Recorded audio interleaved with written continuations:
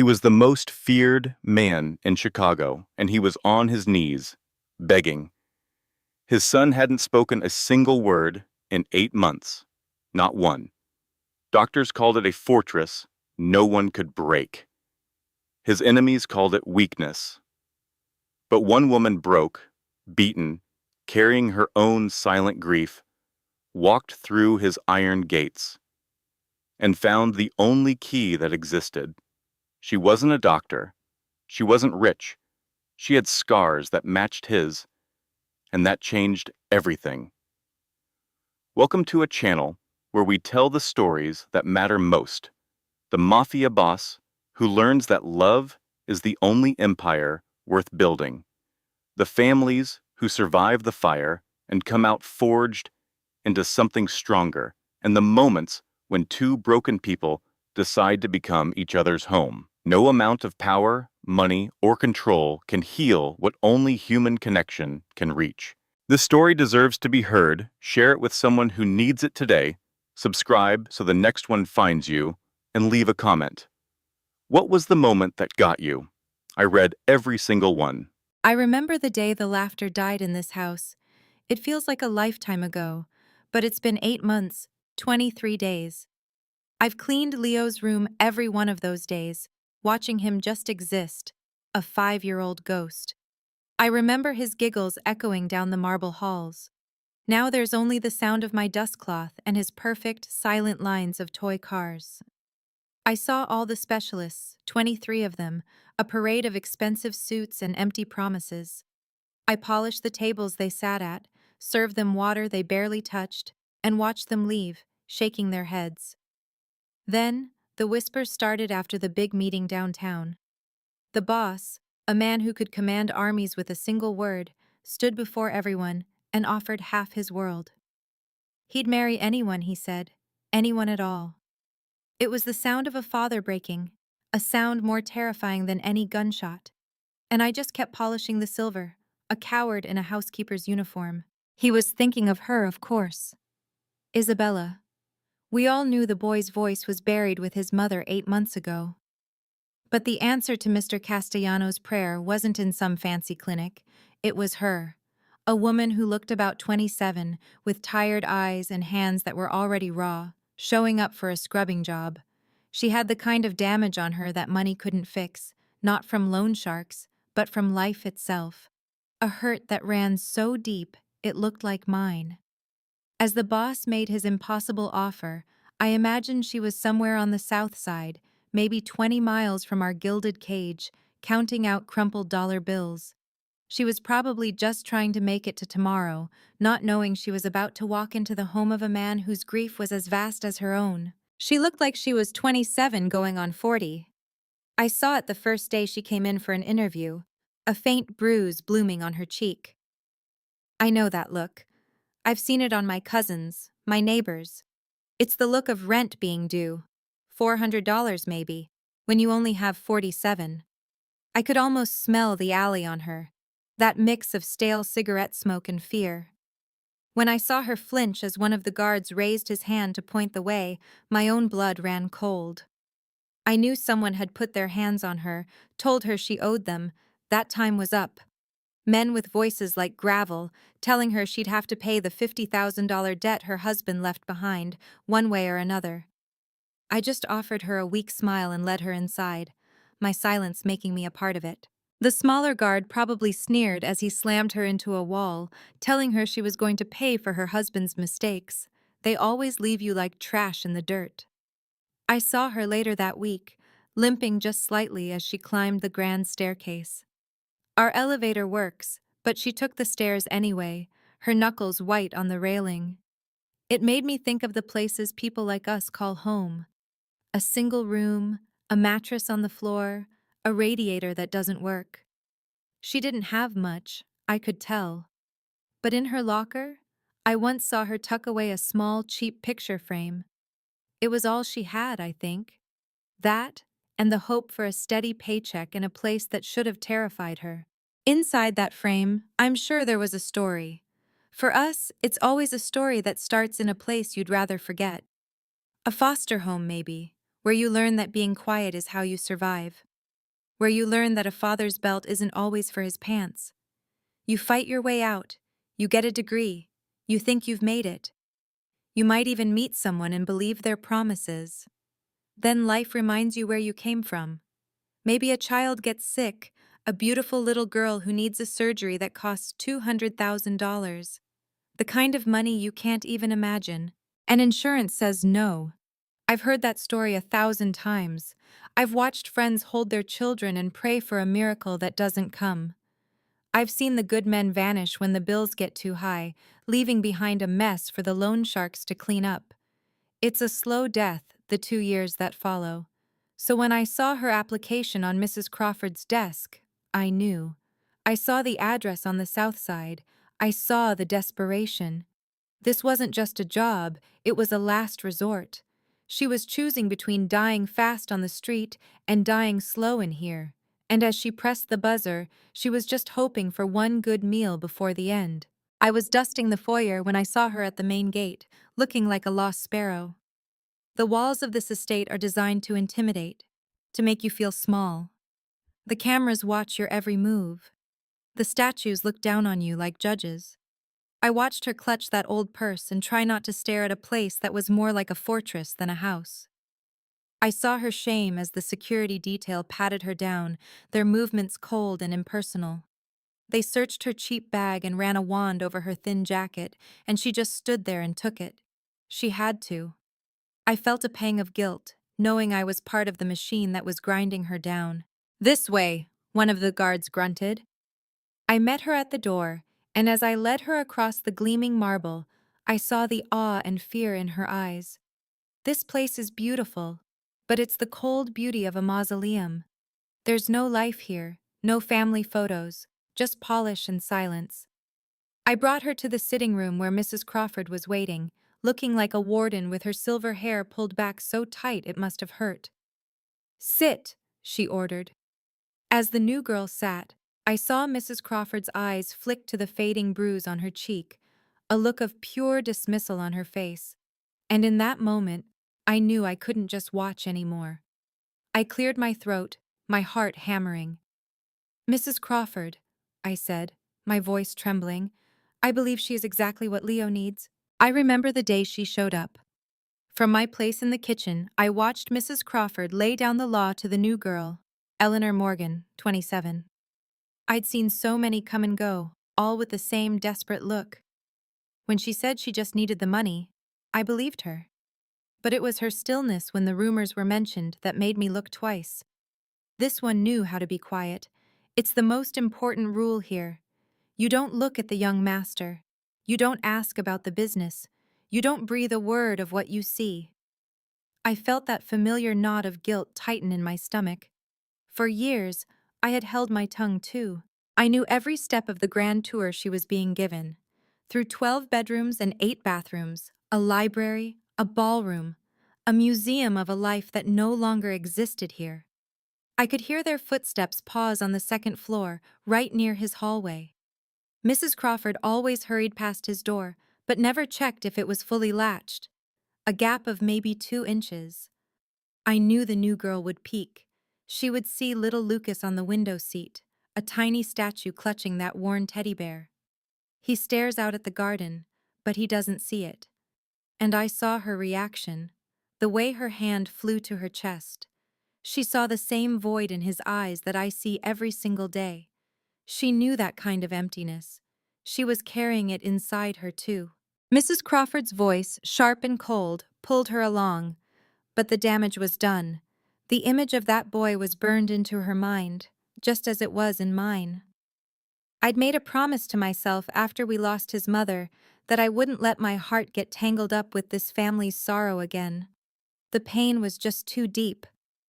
But watching that new girl, I saw the walls she'd built around herself start to give way. Later that night, the sound of Mr. Castellano's black SUV crunching the gravel announced his return. He walked in looking like a man returning from a battlefield, his jaw tight. Mr. Romano met him with the latest news. 437 responses to his ad. 90% were fakes. I stayed quiet in the shadows, just listening. They'd even caught 6 assassins trying to use the boy to get close. Mr. Castellano just nodded, handled. Then he went upstairs. I knew the ritual that would follow. He would sit by his son's bed in the dark, his voice cracking as he whispered about the boy's mother. He'd try to talk about the good times, about her laugh. He would reach out to touch his son's cheek, feeling the warmth of life, but getting nothing back. Lucas would just keep staring at the ceiling, lost in a place none of us could reach. And the memories would flood in. Isabella, his wife, with flour on her nose, teaching Lucas to make pancakes right in my kitchen. The little song he used to sing. Daddy is strong. Daddy is tall. Daddy will catch me if I fall. He couldn't protect her from her own heart. A defect, they said. A bomb that was always waiting. She collapsed right in front of Lucas. He hasn't spoken a word since that day. I could almost see Mr. Castellano in that dark room, holding the boy's teddy bear, whispering that he had failed them. The most feared man in Chicago, broken and crying. Then, a soft knock. It was Mrs. Crawford, telling him the new housekeeper was settled. Nothing remarkable about her, she said. She was wrong. 3 floors down, that unremarkable girl was lying in her own bed, clutching a picture, her tears falling in the same sad rhythm as his. I felt something shift in the house that night, a fragile connection between 2 broken hearts. In 1 week, Ellie learned how to be a ghost. She moved through the mansion without a sound, head down, keeping herself small. She learned the sad, quiet routine of our lives. Nicole, the nanny, taking Lucas to therapy at 9, Mr. Castellano leaving before dawn and returning after dark, Mrs. Crawford patrolling like a prison guard, and Lucas, our little phantom, just drifting. But I saw how Ellie watched him. It wasn't pity, it was recognition. She saw how he clung to Mr. Buttons as if it were an anchor. She was trying to stay distant, I could tell. But every time her eyes found that boy, another piece of her armor chipped away. I knew that look. It's what happens when a heart that has already been shattered is forced to feel again. I was dusting in the hall when it happened. She turned, and Lucas was standing 3 feet away, just watching her. My own heart leaped into my throat. He looked so small, so pale. He held his bear, and his hollow eyes were fixed right on her. Ellie looked like she didn't know whether to run or cry. Then Nicole's voice sliced through the air. She stormed over, yanking Lucas away by the shoulder. "What did I tell you about wandering?" she hissed at him, then turned her cold eyes on Ellie. "And you, do not engage with him, ever." My fingers tightened on my dust rag, my knuckles white. I wanted to say something, to defend them both, but the words wouldn't come. As Nicole dragged him away, the boy looked back, and for a fleeting second I saw something in his eyes. Hope. It all started the day the specialists came. I remember seeing them, a parade of expensive suits and cold confidence, and I knew they would fail. They looked at that little boy, Lucas, like he was a broken machine, and I just stayed silent, clutching my cleaning rag like a coward. But my mind kept flashing back to 2 nights before, when I found the photograph. It was her, Dr. Isabella Castellano, the woman from the hospital, the one whose face was etched with a sorrow that mirrored my own the night my Lily died. She was the one who couldn't save my daughter, and now I knew she was the woman whose death had stolen her own son's voice. "What are you doing?" Dominic Castellano's voice startled me back to the present. He saw the frame in my trembling hands. I quickly said I was just cleaning, that I found it by accident. That was my wife. His words hung there, heavy and final. "I know," I whispered, and the regret was instant. His gaze sharpened on me. "You knew her?" "No," I lied. "I just meant he looks like her, the boy." The silence that followed was suffocating as he just stared, dissecting my face. It felt like he could see right through to the secrets I was hiding. "Do you have children?" he asked, the question hitting me like a fist to the gut. "I did," was all I could manage to say. In his eyes, the ice of his grief cracked for a second, showing the raw pain underneath. "What happened?" "She died." The air grew thick with our shared, unspoken language of loss. For the first time, he saw me. Not the help, not a ghost in his hallways, but a person. I had to get away, and I felt his stare on my back the entire way down the hall. I didn't realize it then, but it was the first time in 8 months he'd looked at anyone with anything but emptiness. The next morning, the mansion was a hive of sterile activity.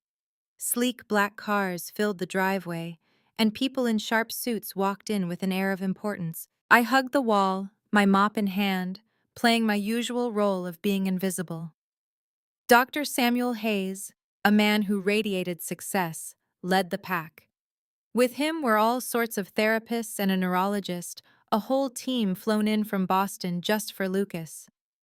I watched from the hallway as they led the boy into the library.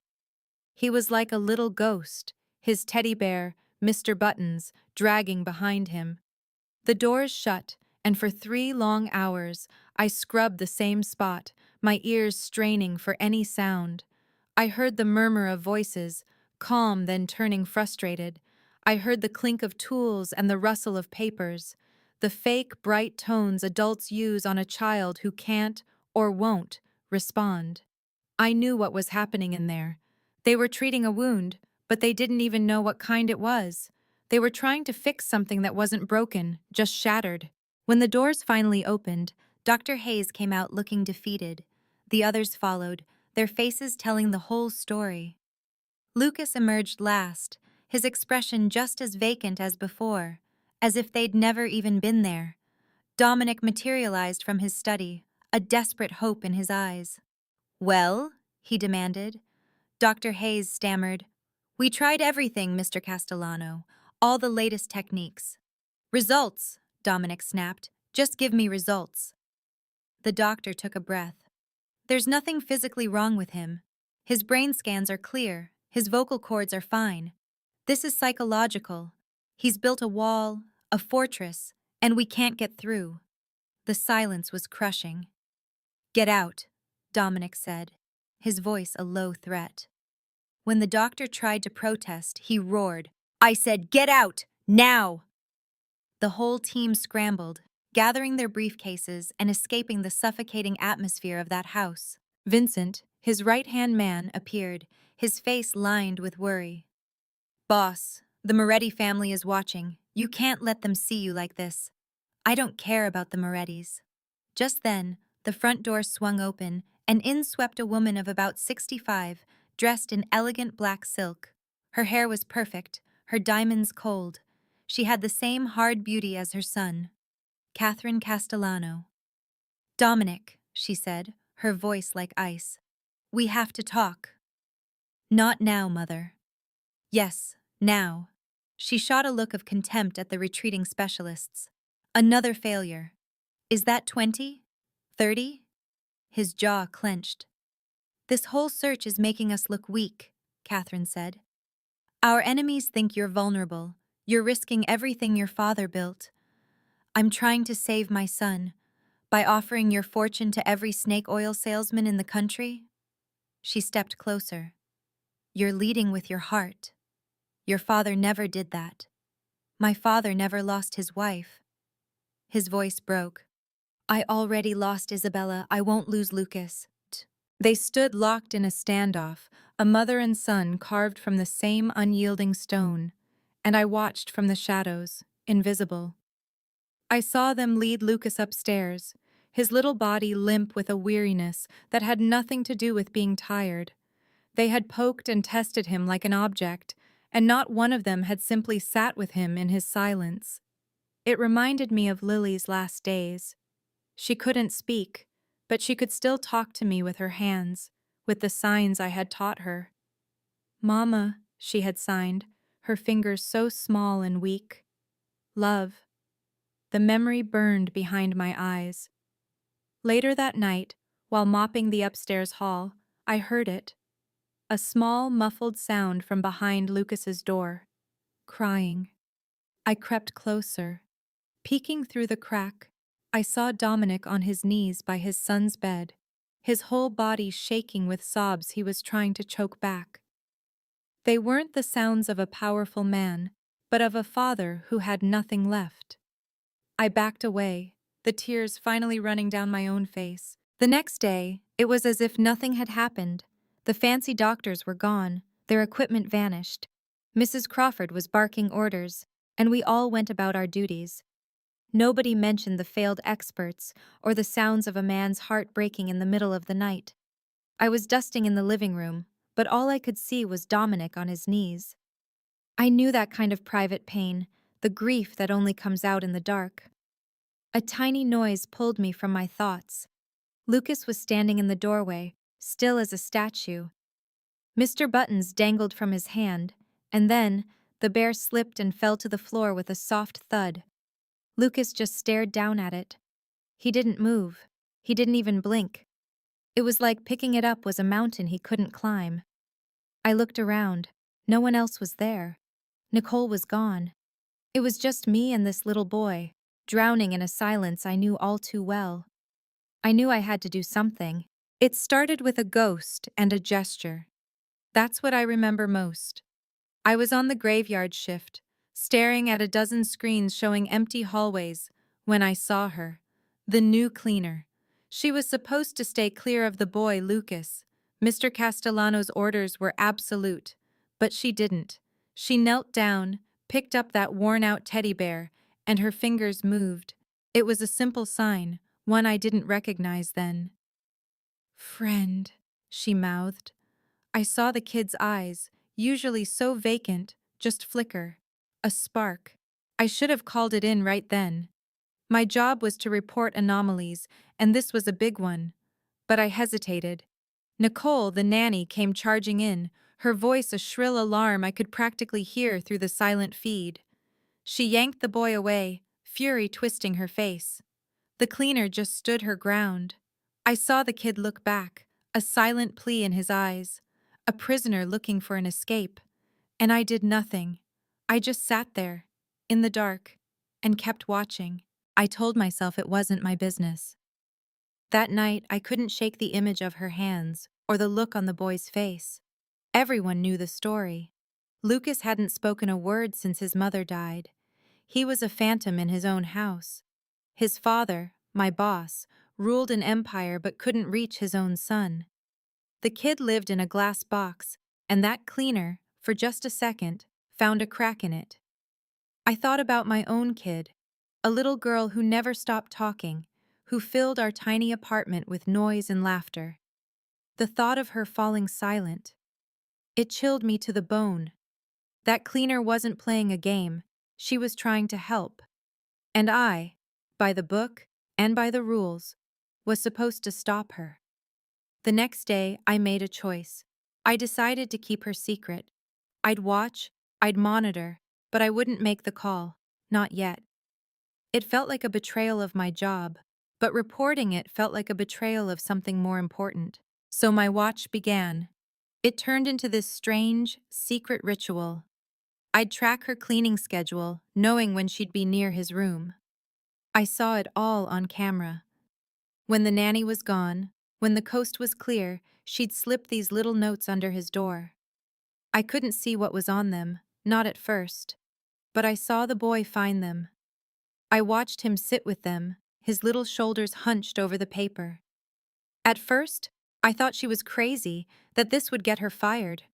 Or worse. Mr. Castellano didn't tolerate rule breakers. But then I saw him start to leave notes for her. I'd rewind the footage from his room, zooming in, trying to decipher the crayon drawings he'd leave on his nightstand for her to find the next day. A bear. A cup.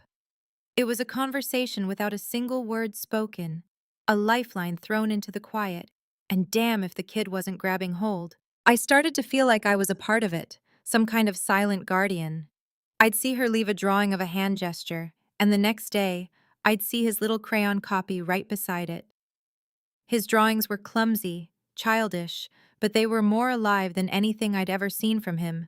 A hand by a chin with little blue drops, a hand over a heart with a big yellow sun next to it. He was learning. He was waking up. I felt this fierce, protective feeling for both of them. She was risking everything, and he was fighting his way out of the dark. For the first time in a year, Lucas Castellano wasn't a ghost on my screen. He was a little boy drawing pictures for his friend. My guilt twisted into a knot in my gut. I was hiding evidence, lying by omission. Every day was a gamble, and I knew the house always wins in the end. I saw Nicole watching him too. The nanny wasn't stupid. Through the cameras, I saw her follow his gaze, saw the suspicion in her eyes when his hands would move in those new, strange ways. He wasn't doing it for an audience. He'd do it when he thought he was alone, practicing the signs. I saw her catch him once, by the window, his fingers trying to shape the air. His face went blank the second he saw her, the light in his eyes instantly extinguished. My heart hammered in my chest.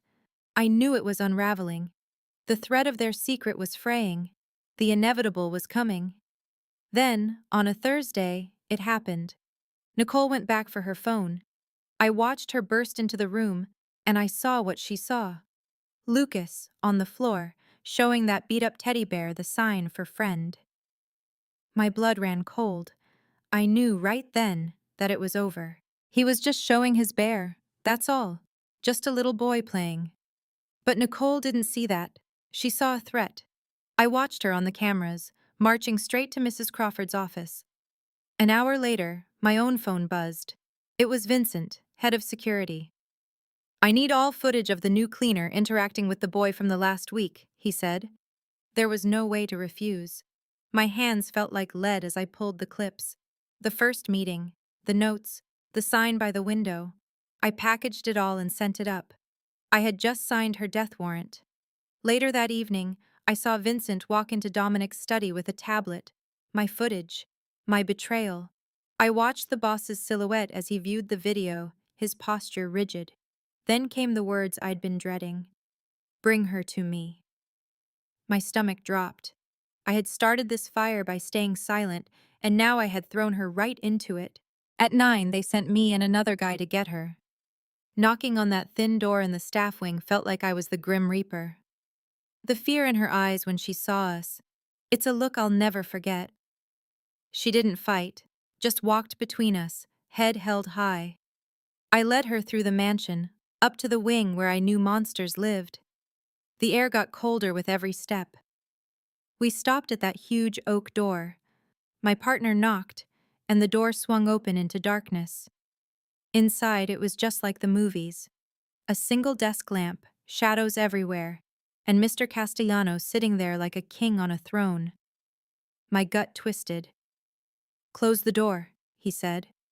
The sound of that latch clicking shut felt so final. I stood guard inside, my back to the wall, feeling like the world's biggest coward. I had seen her kindness, and I had handed her over to the darkness. I stood there, a statue in a suit, while he questioned her. My gaze was fixed forward, but my ears were straining. I heard her voice, steady and clear, not begging, but explaining. "Sign language," she said. He needed a way to speak. She told him about her daughter, about trauma, about finding another way. She was braver than I could ever be. When it was over, and they were leading her out, I couldn't meet her eyes. My shift ended, but I couldn't go home. I went back to the security room, my mind racing. I was a coward, but maybe I didn't have to be. I scrolled through hours of footage until I found it. A clip from 2 days ago. Lucas, alone in his room, drawing. He finished his picture of the sign for happy, and for a split second, he smiled. A real, genuine smile. I isolated the clip, attached it to a secure, anonymous message, and sent it directly to Dominic Castellano's personal tablet. All it said was, "Proof." It was a small thing, a desperate gamble, but it was the only voice I had. I walked over and knelt down, picking up the worn teddy bear. I looked at Lucas, really looked at him, and for the first time, he looked back. There was a flicker of something in those empty eyes. My heart was pounding, but I knew what I had to do. I held up my hand, my fingers trembling slightly, and I made the sign. The one my Lily had made for me just before she was gone. The sign for love. A tear slid down my cheek as I held his gaze. I didn't know if he understood, or if it would make any difference at all. But in that huge, silent mansion, my small gesture felt like the loudest thing in the world. It was a beginning, a tiny crack in the wall of silence we both lived behind. I had finally stopped being a witness. I finally did something. And for the first time in a very long time, I felt a sliver of hope. I should have done something. For years, that thought has haunted me. I blamed myself for what happened to Ellie's little girl, but I see it differently now. The blame was misplaced. It belonged to the system, to the world, but never to the woman who mourned her child alone. I remember the first day I saw their car, big and black, parked across the street, watching her house. I never told her. I was afraid. Ellie was such a good person, a gentle soul, and now her son is out there, fighting a silent battle I can't even imagine.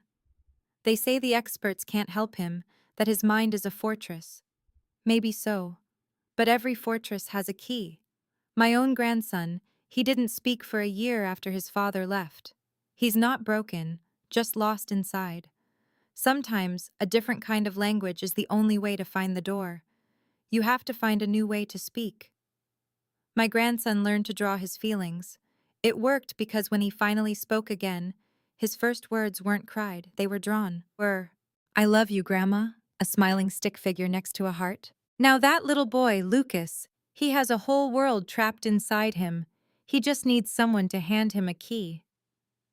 I remember the day Ellie left the neighborhood for good. She looked so small, carrying one suitcase. I watched from my window as a black car took her away. I prayed she was going somewhere safe, somewhere she could finally heal. I imagined a powerful man, brought to his knees by desperation, begging for the kindness I was too afraid to offer. That's what Ellie deserved. A champion, not a neighbor who pulled the curtains shut. After she left, things got quiet. Too quiet. A fancy car came and went from her old house, men in suits. I heard whispers she was working for someone important now, someone who could protect her. I hoped it was true. I saw the looks from the other neighbors, the judgment, but I just nodded. I knew Ellie had a strength they couldn't comprehend. I just prayed it would be enough. The old house across the street is empty now. I hear things sometimes, through the neighborhood grapevine. A cleaning lady, they say, tutoring some rich man's boy. I hear a grandmother's furious voice in my memory, my own mother's. You stay out of other people's business, she'd say. But some business should be everyone's. Ellie has qualifications that matter. She knows loss. She knows silence. Her kindness is a degree you can't earn in a college. 23 so-called experts couldn't help that child. But I bet Ellie could. She has a way of seeing the person nobody else does. Family names mean nothing when a child is suffering. A ghost is a ghost, whether in a mansion or a tract house. I saw a woman who looked like poison walking away from one of those fancy cars one day. The look on her face was pure fury. But I imagine Ellie stood tall. She's faced down worse things than a rich woman's scorn. I remember our first talk over the fence. She was planting daisies. Lucas, just a toddler then, was digging in the dirt beside her, his face a perfect picture of joy. I sat on my porch, pretending to read, just to watch them. "Hello, Lucas," I'd say softly. He'd just stare back, clutching a toy dinosaur, his eyes wide with a caution that seemed too old for his small frame. I always wondered what he was holding back. Then I'd see Ellie show him something new, a bright red ladybug, or the shape of a cloud. She'd move her hands so gracefully. "Look," she'd gesture. "A bird." He would watch her, captivated. He couldn't say the word, but he'd try to shape his little hand like a wing, and Ellie's heart would just about burst with pride. "Wonderful," she'd whisper. "That was wonderful." They had their own little world. Water, sun, flower, happy, sad. He learned it all from her, his hands becoming his voice. His eyes started to change back then, too. The wariness didn't vanish, but a light came on behind it, a small, hopeful flicker. From my window, I saw it all. I saw a boy finding his way back. I saw a mother's love building a bridge across the silence. I saw hope. I saw what true strength looked like. And I did nothing. Later that night, after Lucas was asleep, I would see her sitting on her porch steps alone. I wanted to go to her, to teach her what I knew, that she wasn't alone. I wanted to talk to my neighbor, but I stayed inside. My hands are old, spotted, made for gardening, not for fighting battles. I'd fumble for words, my tongue thick and clumsy with guilt. It would have been a joke, me trying to offer comfort. So I never did. Just like this, I'd tell myself, clenching my fists. Just go over there. But my feet were stuck. My cowardice held me in place. The distance between our houses was only a few yards, but something between us felt a million miles wide. Something I was too afraid to name. I'd rehearse the words in my head and try again the next day. Good, I'd tell myself, practicing in the mirror. But the silence always won. The air in the neighborhood grew thick with unspoken fears. 2 weeks went by. I saw the little boy in the yard more. He was learning to speak with his hands, his gestures growing from single signs to full sentences. He could ask for a cookie, point to a dog he liked, sign that he was tired. One afternoon, I saw him stop playing. His hands moved slowly, sad. He signed it. Then he pointed to a picture of his mother he carried. "You miss her?" I imagined Ellie signing back. He nodded, his little face crumpling. It was the first time I'd seen him show his grief so openly. I saw Ellie pull him into a hug, and his body just melted into hers. The progress was agonizingly slow, but it was there. And the dark car was always nearby now, watching, practicing, I'm sure. His hands, once so clumsy, were probably getting smoother every day. Sometimes I'd see two of them out there, the big man and the little boy, learning together. In the evenings, I'd see their lights on late, and I imagined they were becoming something more than just neighbors. They were talking about grief, about hope, about the winding roads that led them to each other. Their friendship was growing right before my eyes. They didn't need to say it. Then the shadows from the past crept back. One of those men, the scary ones from before, showed up again. He parked down the street, his face grim. "We have a problem," I thought. I knew who he was looking for, asking questions about Ellie, digging into where she lived, where she worked. That loan shark. I knew the name well, Tony Marcello. My blood ran cold. He owed him money, $50,000, and Marcello had found her again. I saw his man watching the house, and I knew they knew she worked there now. It felt like the air turned to ice the moment he said it. Orders came down to put 2 men on her, covering every door. Nobody was to get close without his say-so. Vincent, the boss's right hand, looked like he wanted to ask why, but the boss cut him off. He said she was his, and his voice had an edge that could cut glass. That's all it took to shut Vincent up. My big mistake happened that night. I was on the gate when I saw her slip out, grabbing a cab down on Southside. My job was to report it, but she looked so young, so trapped. I figured she just needed some air. A stupid gut feeling. I let her go, didn't log it, thinking I was giving her a break. I was dead wrong. They were already there, waiting for her. 2 guys, the same ones from before. They'd torn her place apart. The bed was in ribbons, the walls covered in spray-painted garbage. Everything she owned was trashed. The big one greeted her by her full name, Eleanor, and I watched on the hidden cam feed as he cracked his knuckles. I never even saw her get a chance to scream before they started in. It wasn't a fight, it was a punishment, cold and calculated. They worked her over knowing just where to hit so it hurt like hell but wouldn't leave scars forever. The smaller guy whispered a threat in her ear, something about 2 weeks, or they'd start using knives. As they were leaving, the big one saw something shiny on the floor. It was that little kid's bracelet she always looked at, the pink and purple one. He scooped it up, smiled like a demon, and said it was for interest. They left her there on the floor, a broken mess. I watched her crawl over to a ripped photograph of her little girl, her face torn right in half. She just held the pieces to her chest and cried. That bracelet, maybe the last piece of her daughter she had, was gone. She had no idea we'd put a camera on the building after Vincent's first warning. She had no idea I was the one watching the live feed, my stomach in knots. And she sure as hell didn't know that miles away, the boss was watching the same thing, his hands shaking with a kind of fury that freezes you from the inside out, the iron fist, they call him. He doesn't forgive, and he never forgets. That night, Chicago felt like it was holding its breath. I watched the boss review the footage 3 times in his study. His jaw was a knot of muscle. He saw Ellie hit the floor, saw them kick her. He saw the thug take that little bracelet and laugh. I saw something in him just break. He grabbed his phone. Vincent, get the crew, now. 20 minutes later, his 6 best guys were lined up in the basement. These weren't guys like me. They were killers, loyal to the bone. Tony Marcello, the boss said, his voice completely empty. He's got a warehouse on Holstead. Find him. Vincent asked for the orders. Don't finish him, the boss said, his eyes like chips of ice. But make him wish you had. Break what you need to, get back what he took, and send the message that the woman is mine now. Vincent just gave one nod.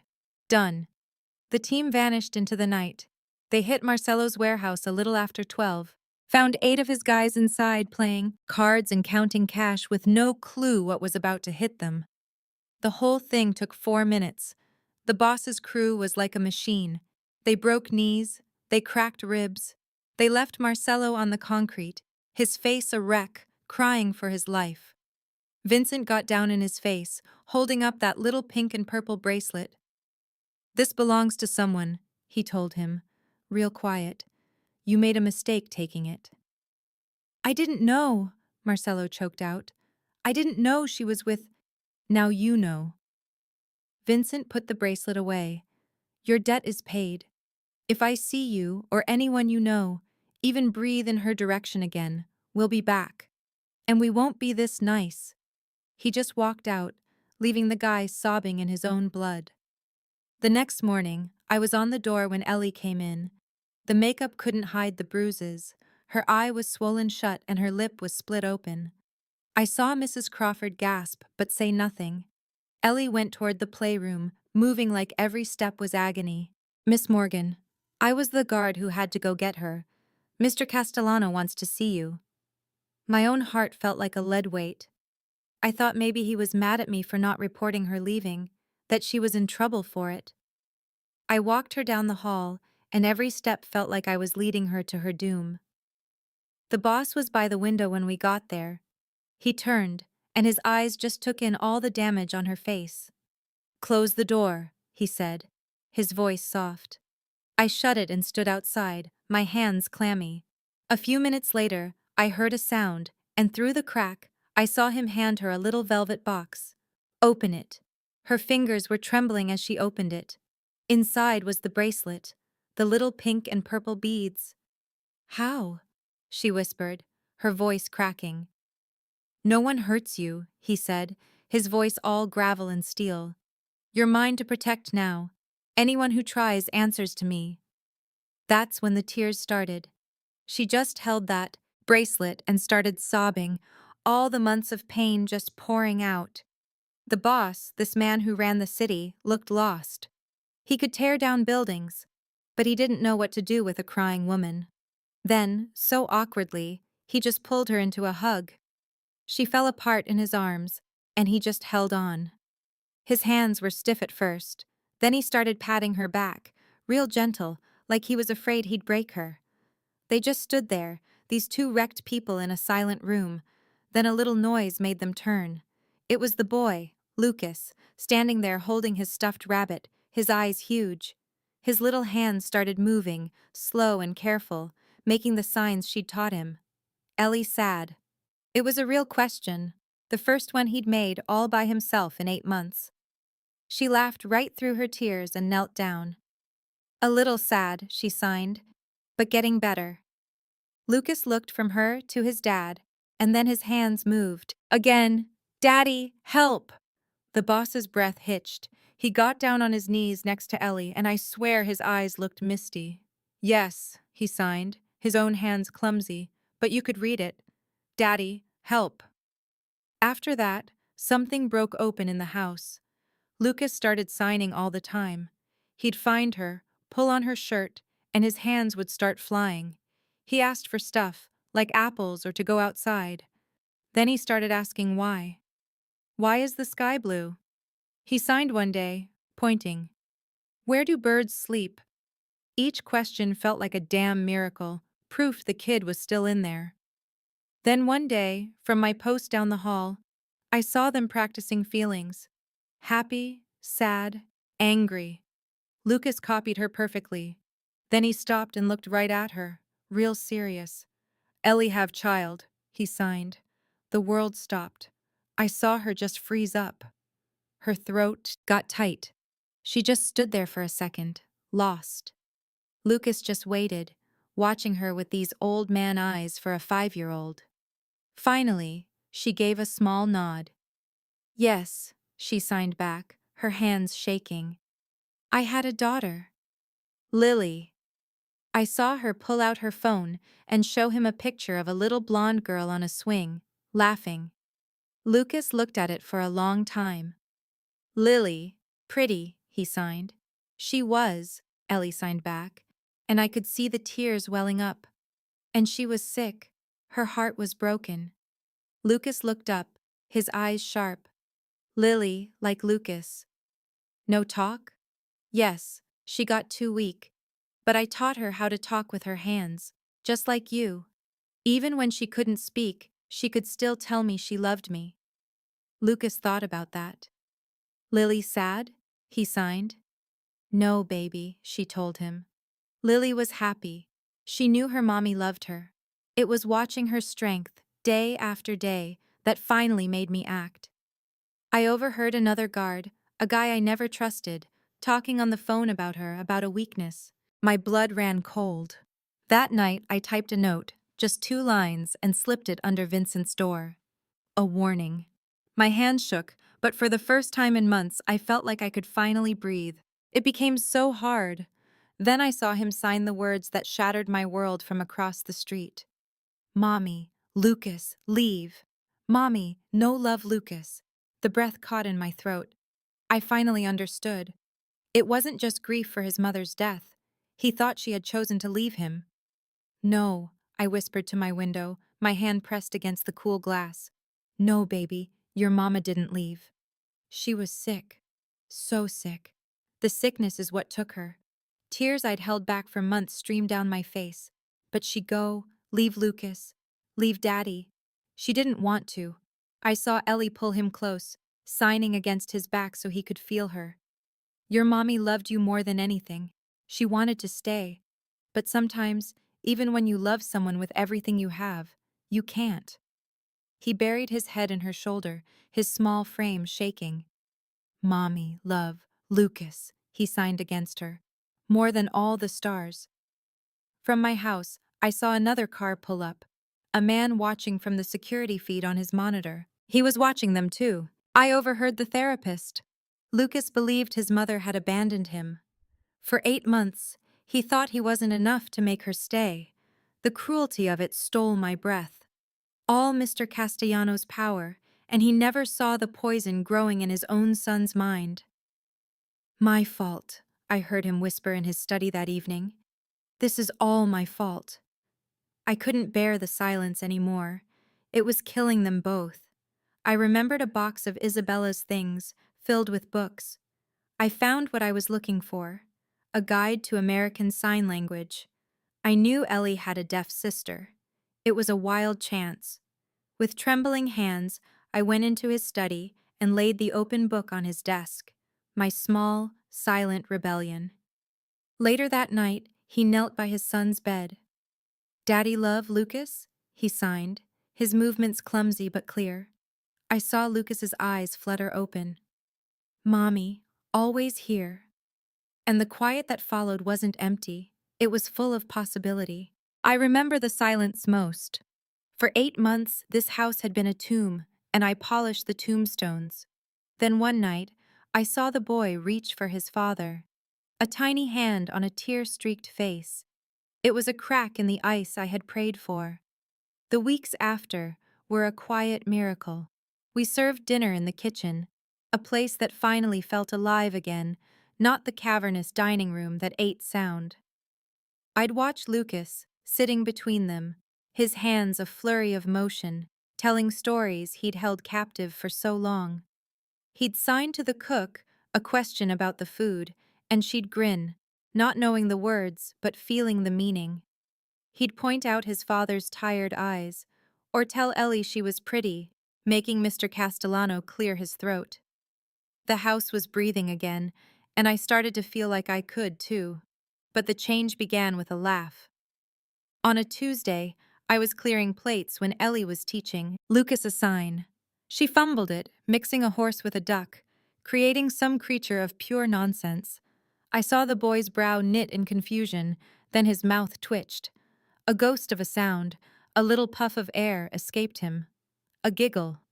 We all froze. Mr. Castellano stopped breathing. Lucas looked at their stunned faces, and then it happened. A real, true laugh. A sound that cracked the sorrow wide open. 8 months of absolute quiet, destroyed by a moment of simple joy. Tears streamed down Ellie's face. Under the table, I saw his hand find hers and grip it tight. We all just stood there, suspended in the sound, terrified to move. He laughed until he was breathless, signing that she was silly. It was the most beautiful thing I'd ever heard in these halls. When his grandmother visited that next weekend, she was expecting the mausoleum. Instead, she found him running through the halls, his little stuffed dog under one arm, hands flying as Ellie chased him. He was laughing. I saw Mrs. Castellano stop dead in the foyer, watching the grandson she thought she'd lost, actually smiling. "Grandmother," he signed, rushing to her. "Ellie, teach. Lucas, talk now with hands," he explained, showing off with a burst of pride. She looked at Ellie, and the old chill was there, but something underneath had thawed. "Perhaps," she said, her voice tight, "you have something the specialist did not." It wasn't an apology, not really. But coming from her, it was a seismic shift. By the end of the month, Ellie had moved in. "For Lucas," Mr. Castellano would say, "she needs to be close." I knew better. We all did. Her room connected to the boys, and the door was never closed. She was there to read him stories, signing the words as she went. She was there for his nightmares, for his loneliness, for everything. And she was there for his father. I saw the small things add up. Him placing a blanket over her when she'd fallen asleep over the boy's drawings. Her straightening his tie, her fingers pausing just a moment too long. Their hands meeting over a serving dish, and neither moving away. Vincent said to me one afternoon, "First time in 8 months I've seen the boss smile." We were watching Mr. Castellano laugh at something she'd said. I allowed myself a small smile. "It's not just because of the boy." "No," Vincent agreed. "It's not." The night of the scream, I heard it through the floorboards. A silent scream, the kind that's all the more terrifying. A mouth wide open with no sound, his small body fighting demons. His hands were twisting, signing nonsense. Ellie was there first, a blur through the connecting door. Mr. Castellano was a second behind. I saw them reach for him together, pulling him into their arms. I remember the day she arrived. This house was a tomb, suffocated by a silence that even footsteps were afraid to break. His silent pain had become the air we all breathed. I watched them that first month, a ghost in the hallways, seeing how she reached for the boy when no one else could. Tonight, I saw them head for the garden, and a desperate thought took hold. I left the terrace door slightly ajar, a small sin I prayed would lead to salvation. "Forgive me, Isabella," I thought, "but your boys are drowning." I could not stand by any longer. My silence a weight I could no longer carry. My small act felt like a betrayal and a prayer all at once. I just wanted the silence in this house to finally break, for a little boy to feel safe in his own home again. From the dining room window, I watched them in the garden you loved so much.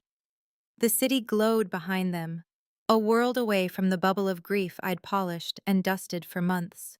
He finally sat on your bench, the one under the old oak, and she joined him.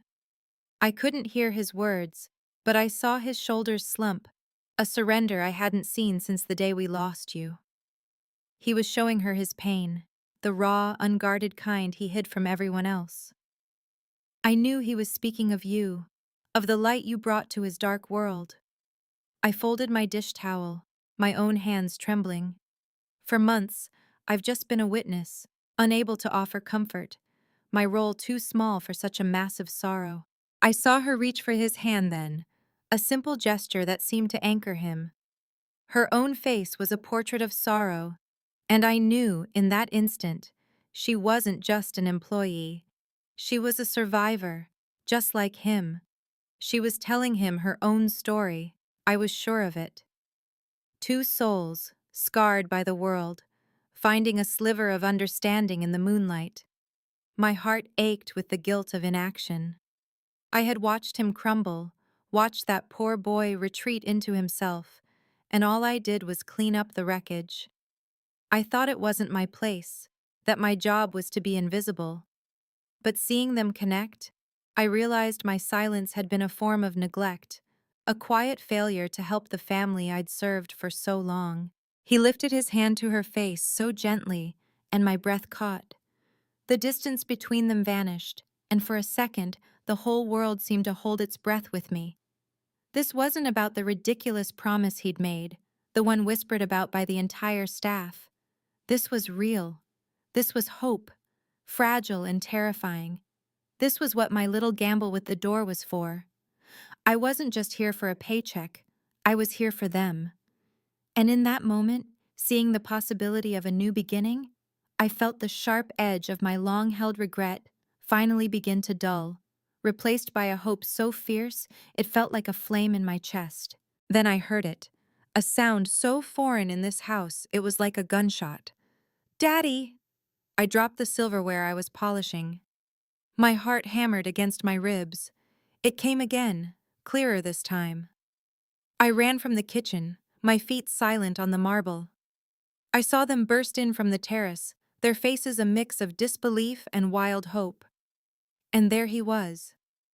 At the top of that magnificent, lonely staircase stood little Lucas, his small hand clutching that worn-out stuffed animal. Tears were streaming down his face, but his mouth was open, and he had spoken. The miracle I had prayed for, born from a cracked open door. I shrank back into the shadows of the archway as Dominic froze, staring up at his son. 8 months, 243 days I've counted. I've listened to specialists use words like selective mutism and trauma response. They all said it would take time, maybe forever. And now, Lucas spoke again, his little voice fighting through disuse. "Don't leave." My own failure hit me like a physical blow. He wasn't just silent, he was terrified. Dominic flew up those stairs, his desperate love a tangible force, and fell to his knees.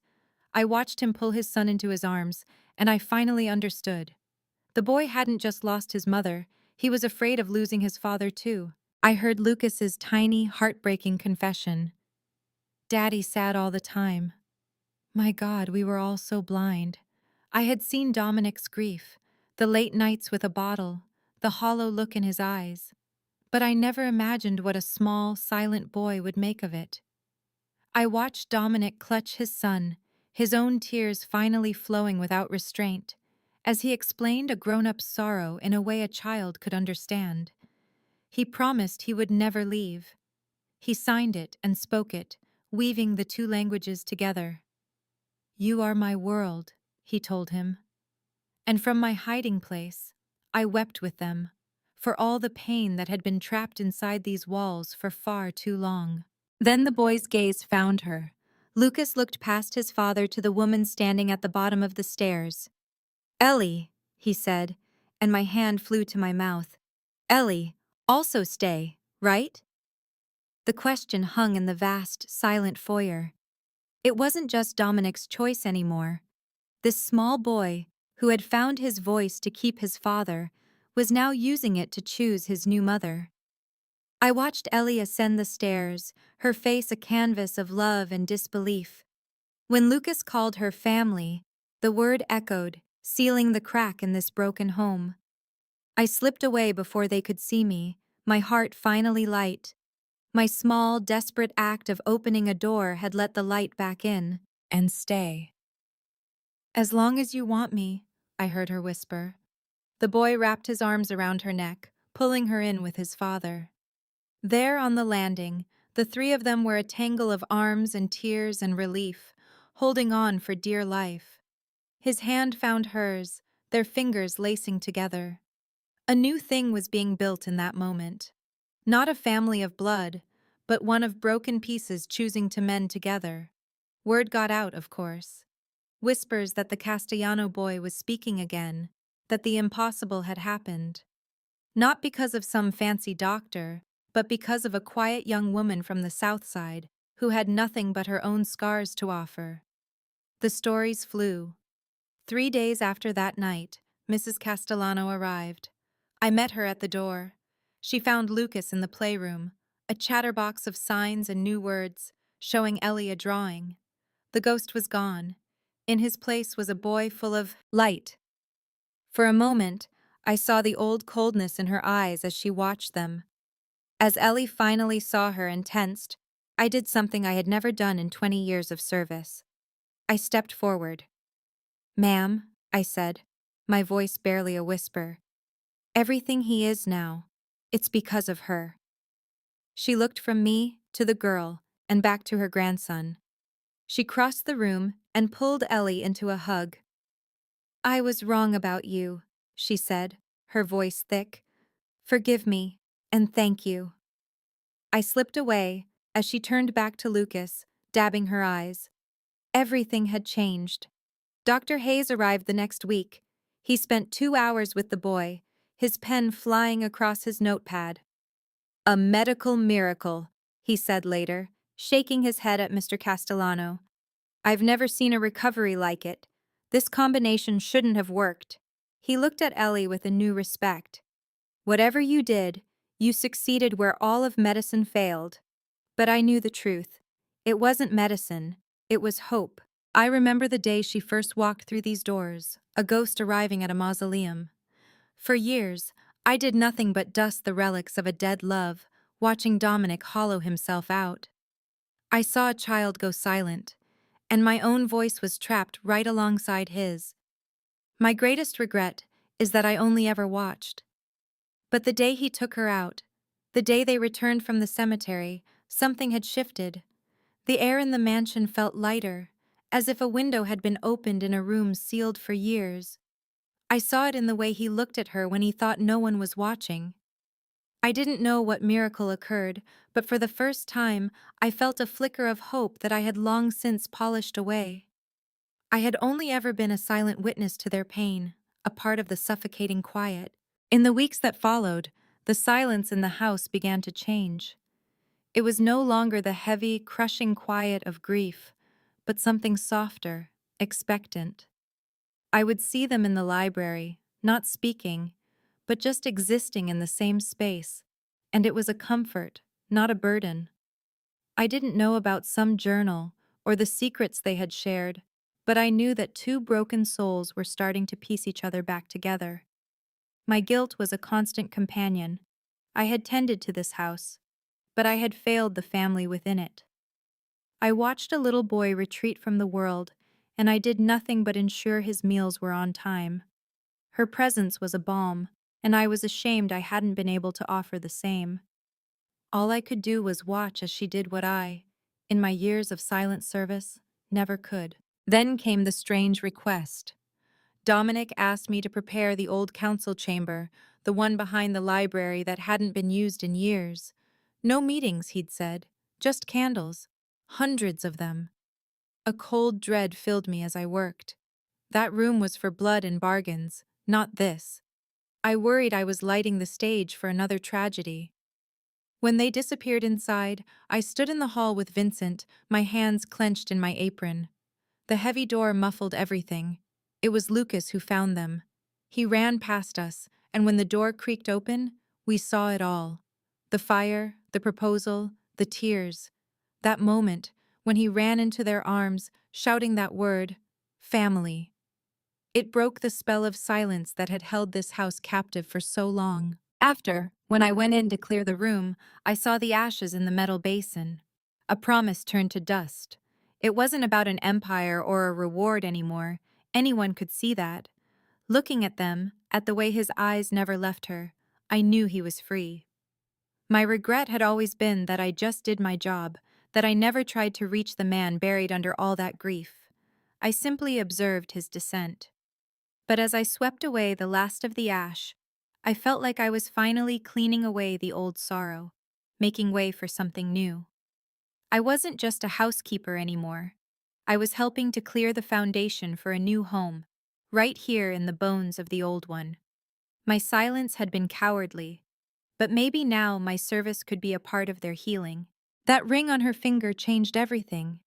It wasn't just jewelry. It was a promise of sun after a long, cruel winter. I watched her with Lucas, saw the easy way she loved him and the way he blossomed under her care. My heart ached with a bittersweet joy. Dominic asked me to help with the wedding plans. Small, he said. In the garden, just us. This was not the Castellano way, but it was their way. All those years I had watched from the sidelines, a ghost in my own right.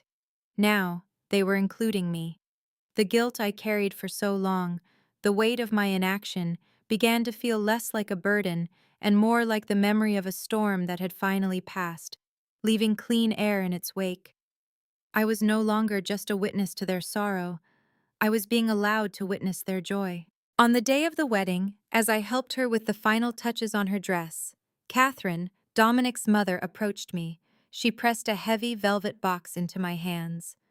"You do it," she whispered, her eyes misty. "You have been the heart of this house. It should be you." My hands trembled as I opened the box. The tiara was a piece of history, of a family I had served in silence. As Ellie stood ready, I walked toward her, the tiara feeling impossibly heavy.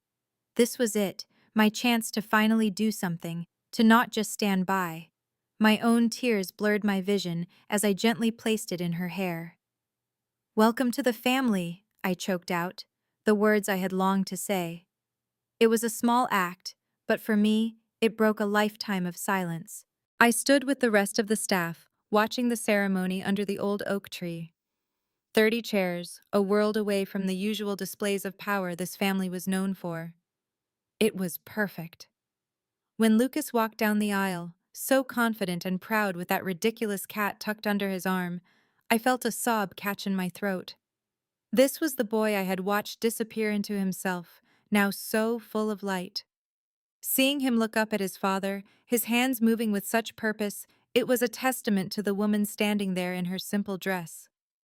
She hadn't just healed a boy, she had resurrected an entire family from the ashes of its own grief, and I had been given the privilege of a front row seat. Their vows were not for the guests, they were for each other. His voice, thick with the emotion he had suppressed for years, spoke of darkness and a return to the light. Her voice, clear and steady, spoke of being broken and learning to be whole again. I had lived through the before, the long, quiet years of pain, and as I stood there, with Mrs. Crawford dabbing her own eyes beside me, I knew I was witnessing the after. My regret for all my silent years finally faded, replaced by a profound sense of peace. I had watched their sorrow, and now I would watch their joy. And this time, my silence was not one of helplessness, but of contentment. The house was finally a home again. I remember their wedding day, the way the garden finally felt alive again. But my mind keeps going back to the first day she walked in. I watched from the hallway as he explained the job, his voice flat, his eyes empty. That's when I first saw the boy, Lucas, a little ghost hiding behind his father's legs. I'd spent a year dusting toys he never touched, and the silence in this house was a physical weight. My greatest regret is that I never knew how to lift it. I just kept my head down, polished the silver, and prayed for a miracle. When I saw her, I thought she was just another person who'd be swallowed by the sadness here. I was so wrong. It started with little things I'd notice. The scent of her perfume lingering in a room long after she'd left, a warmth that fought the cold. I overheard him showing her his drawings, his small voice a mix of signs and whispers. I'd see them in the garden, her patience a quiet force against his pain. One afternoon, Mr. Dominic handed me a small, tarnished bracelet to be cleaned. Lily's. He said he was giving it to her. That's when I knew. This wasn't just a job for her. As I polished the little silver hearts, I felt my own start to ache. But this time, it was with hope, not just sorrow. Now her belly is round, 6 months along, and the baby kicks whenever Lucas whispers secrets to it. I see him run off to kindergarten every morning, his backpack bouncing, chattering about his 3 best friends. He's a different boy. The silence that once owned these halls is gone, replaced by his stories and his laughter, a mix of words and signs that is all his own. I still place the little bear, Mr. Buttons, on his nightstand each evening, but it's more of a habit now. He sleeps soundly, wrapped in the certainty that he is loved, that he is finally, completely home. Mr. Dominic has changed too. The sharp edges have softened. He's home for dinner, his empire managed from a distance. The fear he once commanded has been replaced by a quiet strength. It all changed when they started the foundation, the Isabella and Lily Foundation, helping children whose parents couldn't afford the surgeries. Each life they save feels like a candle lit against the darkness that once lived here. Last night, I saw the 3 of them on the rooftop, just lying on blankets, and I felt a peace I hadn't realized was missing. I watched them from the kitchen window, pointing at the stars. He's learned so much sign language, his hands moving with a new confidence. She followed his lead, and then Mr. Dominic, a little clumsy, but so full of love. A family, speaking a language all their own. I thought about my niece, about her daughter, Anna, born with a heart that beats to a dangerous rhythm.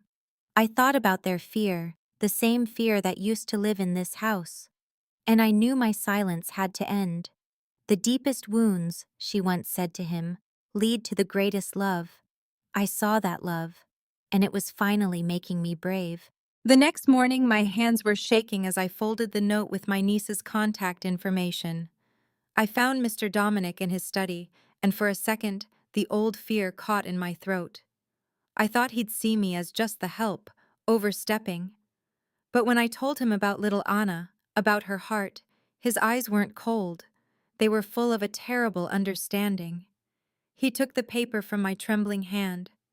"Thank you, Maria," he said, his voice thick with an emotion I now recognized. "We will help." It wasn't a promise of charity. It was a promise of shared survival. Later that day, Ellie found me. She didn't say anything. She just hugged me. That was all I needed. I saw my niece last week. They're flying to the city next month for Anna's surgery, all paid for by the foundation. A life saved because their family was remade. I still work here, in this house that is no longer silent, and I've learned that you don't have to be part of a family to be changed by its love. Sometimes, all it takes is the courage to speak one small truth into the quiet. This content was carefully researched, developed, and manually edited by our team to deliver meaningful stories with valuable life lessons. Every narrative is crafted to entertain, inspire, and empower our audience. We believe that great stories can change lives, and we are committed to bringing you content that matters. Thank you for being part of our community.